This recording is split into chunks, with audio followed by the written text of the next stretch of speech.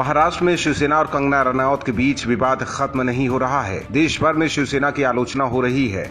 लोग उद्धव ठाकरे और संजय राउत का पुतला दहन कर रहे हैं, लेकिन इसके बाद भी शिवसेना ने बेशर्मी की हद पार कर दी है। शिवसेना ने एक बार फिर घटिया राजनीति का नमूना पेश किया है और बताने की कोशिश की है कि शिवसेना एक राजनीतिक पार्टी नहीं बल्कि गुंडों की पार्टी है। पिछले कई दिनों से जारी इनकी गुंडाई अभी मुंबई में खत्म नहीं हुई है। शिवसेना ने अपने मुखपत्र सामना में एक बार फिर अभिनेत्री कंगना रनौत को गाली दिया है। सामना के संपादक और उद्धव के तोते संजय राउत ने कंगना के खिलाफ तो जहर उगला ही है, इसके साथ ही मुंबई में रह रहे लोगों पर भी निशाना साधा है। राउत ने इस बार अभिनेता अक्षय कुमार और मुंबई के रहीशों को ललकारा है। राउत ने अपने जहर पत्र में लिखा है कि एक नटी मुंबई में बैठकर महाराष्ट्र के मुख्यमंत्री के प्रति तू तड़ाक की भाषा में बोलती है, चुनौती देने की बात करती है। ये कैसी एक तरफा आजादी है।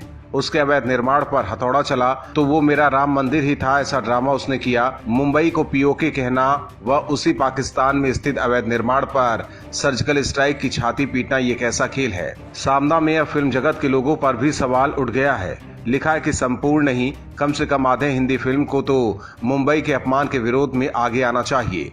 राउत लिखते हैं कि कम से कम अक्षय कुमार जैसे बड़े कलाकार को तो सामने आना ही चाहिए था। संजय राउत ने कहा कि दुनिया भर के रईसों के घर मुंबई में है। मुंबई का जब अपमान होता है ये सब गर्दन झुकाकर बैठ जाते हैं। वह पहली बार सत्ता का चूरन मिलने के बाद राउत लिखते हैं कि ठाकरे के हाथ में महाराष्ट्र की कमान है। सामना के संपादकीय में विवाद माफिया का पेट दर्द शीर्षक के जरिए मुंबई की तुलना पाक अधिकृत कश्मीर से करने पर कंगना रनौत पर कटाक्ष किया है। साथ ही मुंबई में रहकर महाराष्ट्र सरकार पर सवाल उठाने पर सामना ने पानी में रहकर मगरमच्छ से बैर वाला उदाहरण दिया है। सामना में कंगना पर निशाना साधते हुए लिखा है कि पानी में रहकर मगरमच्छ से बैर नहीं किया जाता या खुद कांच में रहकर दूसरों के घर पर पत्थर नहीं फेंका जाता।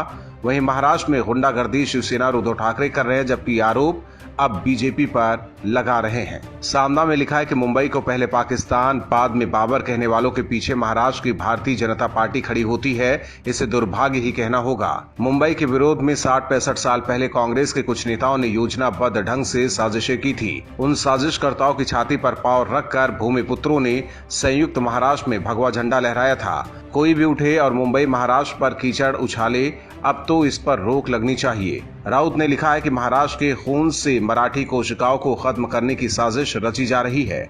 मुंबई को पाकिस्तान और बीएमसी को बाबर की सेना कहने वालों के पीछे महाराष्ट्र का प्रमुख विरोधी पक्ष खड़ा होता है, ये अजीब है। शिवसेना ने एक बार फिर कंगना पर हमला कर सियासत को हवा दे दी है। इससे पहले शिवसेना के मुखपत्र सामना में कंगना पर हमला बोला था। सामना ने कंगना को बेईमान, देशद्रोही जैसे शब्दों से तीखा हमला किया था।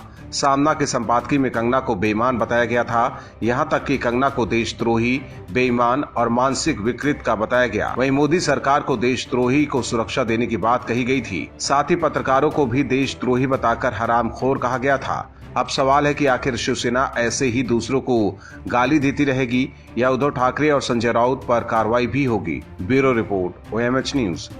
और भी वीडियोस देखने के लिए चैनल को सब्सक्राइब करें और बेल आइकन को दबाएं।